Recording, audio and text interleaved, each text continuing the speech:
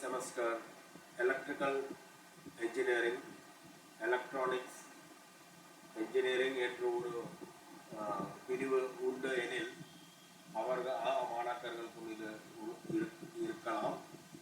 Electrical and instrumentation engineering, அதற்கு பிற்பாடு computer science and engineering. இதன் முக்கியமாக தாங்கள் பௌதிகம் என்று சொல்லப்படும் பிசிக்ஸ் அது முதன்மையாக இருக்க வேண்டும். என்னுடைய பௌதிகம் என்பது நான் சொல்லாகவே கேட்டுள்ளேன். நான் படித்தது பிசிக்ஸ் என்றே நான் அறிகிறேன். ஆனால் பிசிக்ஸ் மாணாக்கர்கள் பிஹெச்டி படிக்க வேண்டுமெனில்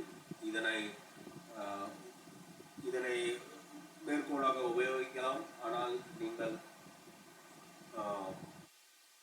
சயின்ஸ் மாணாக்கராக இருந்த பட்சத்தில், பிசிக்ஸ் எடுத்த பட்சத்தில் என்ஜினியரிங், நான் சொல்ல என்ஜினியரிங் 3-4 என்ஜினியரிங் பிரிவுகளில் ஒருவராக இருப்பின் இது உங்களுக்கு புரிந்து கொள்ளும் வகையிலேயே சொல்லப்படுகின்றன.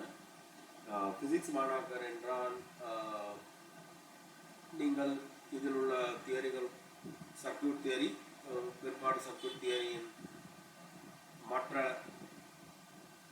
விரிவாக்கங்களை நாம் அவ்விடத்தில் செல்லும் பொழுது விரிவாக அறிவுறுத்தப்படும்.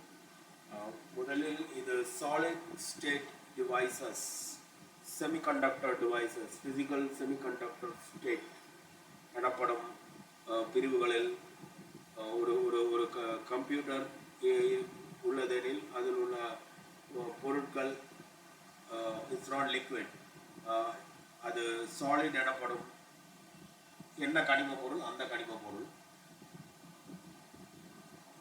அதன் வகையில் இது உள்ளது.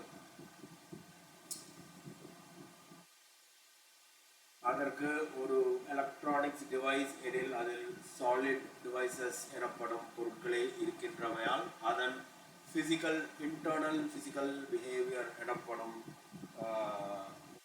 அறிந்து கொள்வதற்காக இந்த பாட திட்டம் உள்ளது. இது ஐஐடிக்கு இணையான மெட்ராஸ் யூனிவர்சிட்டி பாடத்திட்டம் ஆகும். ஆன்லைனில் இது இருக்காது.